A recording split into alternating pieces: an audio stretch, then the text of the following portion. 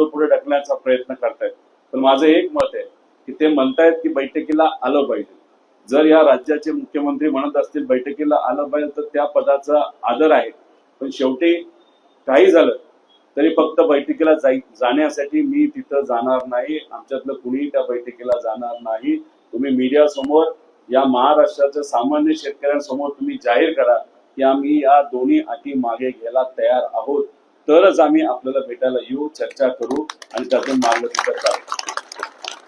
आमच्यातले अनेक लोक तब्येत त्यांची डाऊन होत चाललेली, ताकद कमी होत चाललेली, डोकं तिथं दुखतंय, पण काही झालं तरी आम्ही इथून हटणार नाही। माझा परिवार थोडा चिंतित आहे, माझे वडील इथं बसून आहेत, माझी लहान मुलं ज्यांना आंदोलन काय असतं, उपोषण काय असतं, अन्नत्याग काय असतो हे माहित नाही, पण वडील इथं बसलाय त्या अनुषंगाने ते काळजीत आहेत आणि त्यातले दोघेही म्हणतात किंवा आम्ही सुद्धा आता तिथं काहीतरी खाणं बंद करून टाकू। म्हणजे प्रांजळ मनाचे लोक आहेत, मुलं आहेत, त्यांना खरं तर या जगामध्ये काय चाललंय हे माहित नाही। पत्नी माझी टेन्शन मध्ये आहे, तर त्यांना एवढंच सांगतो, जर सामान्य लोकांच्या हितासाठी आम्ही इथं आंदोलन करत असू तर आमच्या पाठीमागे विठोबराया आहे, आम्हाला कुठेही काय त्या ठिकाणी होऊन देणार नाही।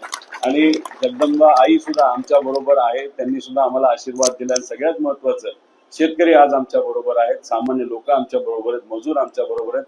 मग कर्जत जामखेडचे सुद्धा अनेक मान्यवर आमचे सगळे मतदार आणि नागरिक या ठिकाणी आलेत, अख्ख्या महाराष्ट्रातून इथं लोक आता पाठिंबा देत चाललेत। साधा एक शेतकरी सुद्धा येऊन म्हणतोय, साधा मुलगा येतो, आम्ही बीडवरनं आलोय, कुणी म्हणते अमरावतीवरनं आलोय, कुणी म्हणते नाशिकवरनं आलेलो आहे।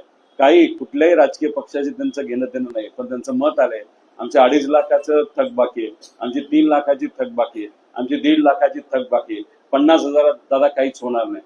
आणि काही येतात म्हणतात की आमचं रेग्युलर आहे, पण हे 25, 26 आणि 26, 27 म्हणजे अजून एक वर्ष आम्ही कसं राहायचं। म्हणजे मला असं वाटतं या आंदोलनाचा एक फायदा मात्र झालाय की जे सरकार त्यांच्या या योजनेच्या माध्यमातून आपल्याला फसवायला निघालं होतं, लोकांना मात्र त्या ठिकाणी कळालेलं की ही योजना फसवी आहे। त्यामुळे मला लोकांना विनंती करायची की हा लढा आम्ही लढतोच आहे, पण आपल्या सर्वांना सुद्धा हा लढा लढावा लागेल।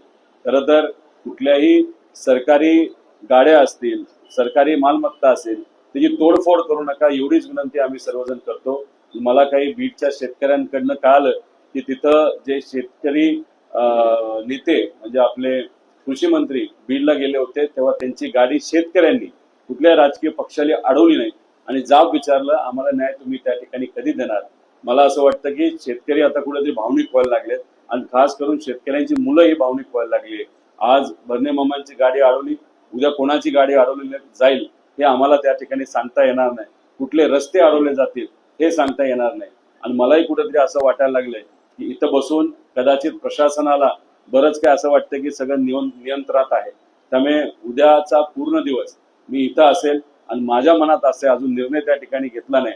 आपण जर उद्या संध्याकाळपर्यंत आणि परवा सकाळपर्यंत आपल्या बाजूचा निर्णय, शेतकऱ्यांच्या बाजूचा निर्णय त्या ठिकाणी घेतला नाही तर मला असं वाटतं की इथून मंदिर फार लांब आहे। त्यामुळे अजून जवळ म्हणजे श्री नामदेव पाळीच्या इथं जाऊन आपल्याला तिथं हे जे अन्नत्याग आंदोलन आहे ते तिथं जाऊन त्या पायरीच्या इथं बसून त्या पायरीचा आशीर्वाद घेऊन तिथं ते आंदोलन परवापासून तिथं करावं लागेल असं मात्र त्या ठिकाणी आम्हा सगळ्यांना तिथं वाटतंय। शेवटी इथं येणारा जो प्रत्येक व्यक्ती आहे, जो वारकरी संप्रदायाचा आहे, जो सामान्य व्यक्ती आहे, सर्व शेतीशी निगडीत आहे, कुणी शेतकरी कुणी मजूर आहे। त्यामुळे शेतकऱ्याच्या हातामध्ये पैसा आला तर मजुराच्या हातात पैसा, मजुराच्या हातात पैसा आला तर व्यापाऱ्यांच्या हातात पैसा, आणि हे सगळी मोठी सायकल आहे।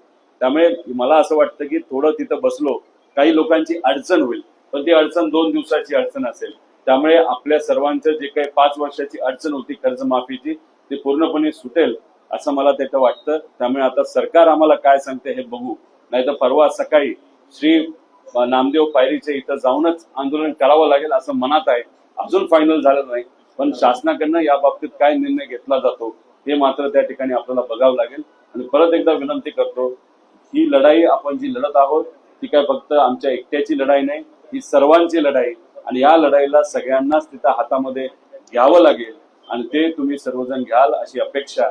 आणि पुढच्या काही मिनिटात, काही तासात, नाही तर उद्यापर्यंत सरकारचा काय निरोप येतोय हे मी माझ्यापर्यंत आल्यानंतर आपल्यापर्यंत पोहोचविल आणि मग तो निरोप आपल्यापर्यंत पोहोचल्यानंतर आपणच आम्हाला सांगावं पुढं काय आम्ही सर्वांनी तिथं केलं पाहिजे। धन्यवाद।